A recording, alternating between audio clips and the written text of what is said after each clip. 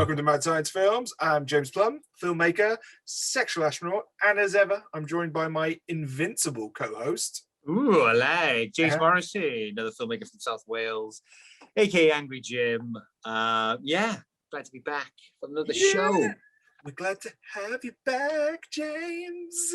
Thanks.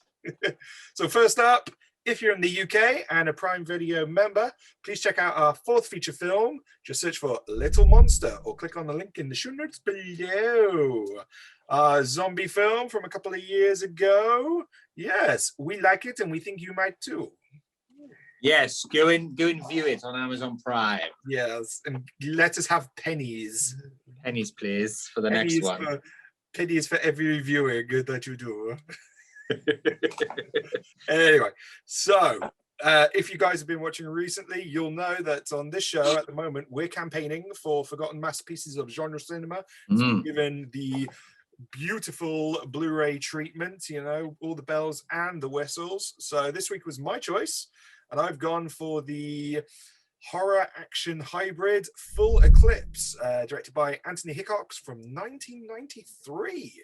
Which surprised me. I thought it was like, you know, like later than that. I thought it was like 95 or something, but no, 93. So hey. Yeah. So I'll drop a synopsis. The LA Police Department have a special team of officers with a talent for reducing big-time crime. The team leader has an excellent track record for crime reduction in other big cities, but his methods are unconventional, and so is he. He's a werewolf. Spoiler. Yeah. So let's get that out the way. Spoilers it is. Yeah. So there we go. So Jim, was this your first time watch, dude? Yes, it was. First time watching this. Yeah. This is first time watching it. I really enjoyed it. Good. Okay. I'm always worried now, right? I'm worried. Like there's been a few where I assumed you'd dig it and you were kind of like, yeah, it was not fun. I really dug it because it was such saturated 90s goodness. From the score to the storyline was very kind of cheesy, I guess. Like you can't really take it serious, but it's entertaining. Do you know what I mean? Yeah. The acting, I loved. What's his name now? Bruce Payne. That is an actor which we don't give enough credit to. I think whenever he does that kind of bad guy role, he does it well. Passenger 57, Wesley Snipes springs to mind. Three. I think he was in the third one. Yes, that's right. Yeah. So, yeah. Very, very good. And I do like Mr. Van Peebles. I think he's a good, solid actor. He is like, Van Damme-esque, I guess. He likes his kung fu martial arts. He did some actual decent acting in this as well. I mean, but yeah. And I'm not saying that as a dig against Mario. I'm saying that is in a film of this type, you're not really expecting there to be like decent acting. I got some kind of Denzel Washington vibes watching him do his thing. Like he took it very serious. He was in it, wasn't he? He wasn't just taking the piss. He was in the role, like, One of my favorite scenes is like a really basic scene where clearly they've shot it on like a telephoto lens. It's him and the chief sitting on a bench, right? Yeah. And I'm guessing they didn't have permits or anything like that, hence the telephoto lens. Yeah. Shot at the magic hour and stuff like that. And he's doing kind of great work with it. And he's, this ridiculous thing about saying, I saw these guys, I want to report them, they're monsters and all this kind of stuff. And it is ridiculous. But he's selling it through his performance. I'm like, definitely. Cool. I'm glad you dug it, dude. I really enjoyed it. For me, this was I was in two minds, okay? Because before I suggested it, I hadn't rewatched it. So as a kid, I loved this. This was a video shop classic for me. 1993. I think I might have seen it a couple of years later. I'm not sure it came out on video here as early as 93, to be honest. So I remember loving it. As a kid, werewolf horror action, brilliant. And then that John Woo style of, like two guns blazing, jumping in the air, slow-mo. I was taking pretty much everything I dug, at least in the mid-90s for definite. So, I mean, it seemed like an obvious choice for a Blu-ray thing, but I've got to admit, I loved it this much, and usually, my nostalgia factor, I loved it slightly less this time. And for me, that was kind of the pacing. The pacing was a bit off this time. And I also think they kind of blow their load way too early, like the first 30 minutes. So the action scene with his partner in broad daylight, where his partner is, you know, like jumping, amazing. And I was, and when I was rewatching it, I was like, oh yeah, this is as good as I remember. None of the action lives up to those early scenes, and I'm like, how did they do it so well early on, and then later on when they're all fully wolfed up, it's really clunky. There's no jumping around. They're just like a lot of makeup weighing them down, perhaps. You know what I mean? It must be the amount you do find, though, don't you, like we did, like even like the Gate 2, for example. I think money runs out, time runs out, you kind of lose that kind of momentum, that kind of enthusiasm, that energy. It could be something like that, perhaps. I don't know. Or it could be the script, maybe, or the directions. It would be a lot of factors, I guess. Yeah, but, I mean, I think we talked about this when we talked about Drive, and this was again another criticism I had about Drive, was, you know, like the final fight not being, or the final action set piece not being as great as the stuff they've set up earlier. I think for me that was the same again, and because the first 30 minutes of Full Eclipse, amazing. And to see, you know, like that daylight shootout when he's like jumping on the back of the motorbike and like ramming the guy into the wall and all of that stuff. Jumping from cars, driving the opposite, just leaping, like, great. I mean, and this was apparently according to IMDb, a TV movie as well. So to achieve that on a TV movie budget, fantastic. But it tapered off. And there's parts in the second act where I'm like, they're just kind of going in motion. I think the problem is we know they're werewolves. Okay, that's you know, established fairly early on, and it's that bit where you're ahead of the main character. Yeah, I think they could have made more. I liked the pack, like that was the original time when I kind of liked the pack, and then him joining and being in two minds. I'm not sure. I liked all that. Maybe they could have done more with that, perhaps, like, you know, really played around with that a bit more. I'm not sure. Maybe again, it was my expectations were too high this time. Because I absolutely agree. I think the pack was good. I thought, you know, like the characters themselves were good. You had the guy who's a bit torn, you know, the guy who's getting married and decided not to. Sure. You know, you had the other girl who was like a hardcore vigilante, and she was like, you know, rinse the streets. I thought that was all really done well, and the scene where they're at the docks, you know, and they kind of suit up and everything, like, that's right, that's like a superhero action movie from I was gonna say, this is like, if you said to me this was taken from a comic book, I would go, I can see that, I can see how that was taken from a comic book, because it is that definite like superhero kind of storyline, isn't it?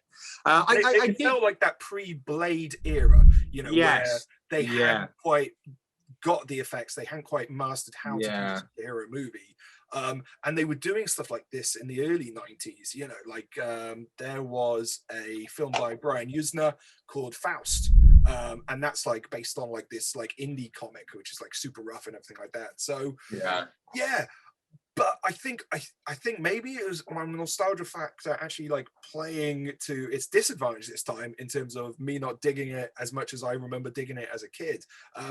I don't know why, man. I don't know why. I mean, you know, it had werewolf sex. I mean, what more could you want? I think there's just sometimes you watch it. I mean, it pretty depends how long ago you watched it from the first time, I guess. Like there's some films I've watched, you know, over and over again, so it kind of stays fresh, that nostalgia, I guess. And I don't lose that that expectation isn't there, I guess, when I rewatch it. But it could be that. I quite like the music. Like, it wasn't like that little kind of almost Carpenter kind of little kind of tinkle along the lines. I kind of like that. It felt quite cheesy, but I very much dug that. Some great camera work, particularly at the beginning. I like that camera.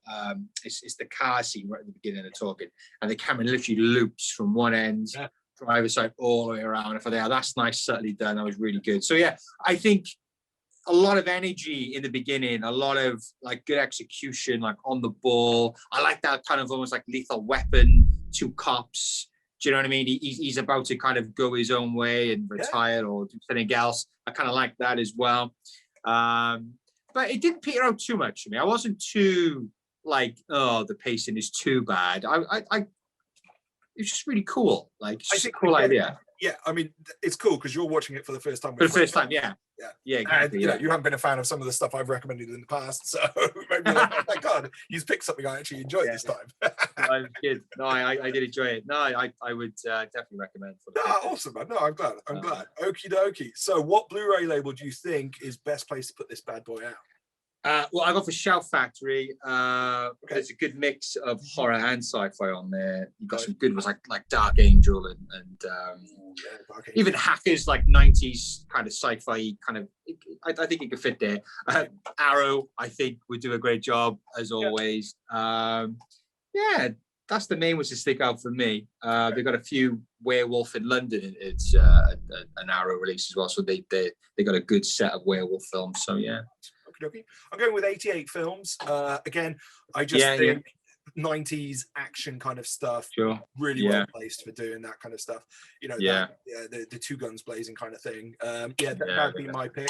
So, Jim, if people dug this and you wanted to go, oh, right, you like Full Eclipse, you should go see this. What would you recommend? Well, if you like Bruce Payne, go watch fucking Passenger 57 with Wesley Snipes. Like, that's definitely kick ass. He is. I forget he's in that one, you know? Yeah, he's a beast in that one. I really, really like that one. If you kind of like that kind of joining a pack and becoming one of them, maybe Lost Boys. There's a lot of that going on in there, so perhaps some of that. And then you got like, I don't know, Silver Bullet, Werewolf classic, you got The Howling, and 2014 Wolf Cop. Go check that one out as well. I was underwhelmed with Wolf Cop. I got to be honest. Yeah, I think there's another 2, wasn't it? And that wasn't. I haven't seen 2. I heard 2 was better, but I will say though, Wolf Cop it's a very good example of how to market a film. Oh yeah. And then when you watch it, you may feel a bit underwhelmed because the marketing was so good. Yeah. But if you like Wolf, if you want more Wolf Cop stuff, that says it in the title. So that's cool. Okay, I'm going action comedy werewolves, dog soldiers. I think that's a good mix there. They're going on with that. I think in terms of like monsters, but then almost like a superhero type experience, there was a film about 5, 6, 7 years ago called Afflicted. I think you've seen this one, Jim, as well, like a found footage film where he becomes a vampire. And it kind of he gets excited by having the super. It's almost like that felt very similar, to like the central protagonist's kind of journey in terms of I'm loving what I've got, and then realizing it comes with a curse or whatever. Anthony Hickox's other film, which I really dig, starring Bruce Campbell and a bunch of people from Twin Peaks, Sundown, The Vampire in Retreat. It's one of the, like Full Eclipse, it's like a mix of different genres. So it's like, the Western meets a vampire movie, meets a comedy again. So definitely would recommend checking that out. And if you like werewolf sex, Howling 2. I mean, there's a werewolf orgy in Howling 2. So, Fushka! Oh, awesome. Yeah. All right. So yeah, hope you guys dig the film. Let us know if you enjoyed it. Let us know if there's any films that you think we should check out if we dug Full Eclipse, or if there's any films that we should actually recommend on this show which haven't yet been given the sweet Blu-ray treatment. And definitely do that, because I think that would be very cool and helpful as well. Hey, let's face it, we like watching good films, and if it's good films which haven't been given the justice they deserve, so much the better, definitely, because we can all talk about the great classic films, but we've all seen it. So exactly. We want to be the Indiana Joneses of obscure, forgotten shit, and it belongs in a museum. Yes, that was a terrible Harrison Ford impersonation. Was that Harrison Ford? You sound one of the No, I mean that's a line that he says. Oh, but no, I'm not one for impersonations, Jim. Just sarcastic comments. That's my favorite thing. Right, Jim, what else can these lovely people do? All right, guys, if you like this video, then smash that like button. Any comments, and leave those in the comment section down below. If you've enjoyed this content, you consider subscribing to our Mad Science YouTube channel and follow us on Facebook. To avoid missing out on future content from us, you may want to hit that notification bell. Until next time, goodbye. Goodbye.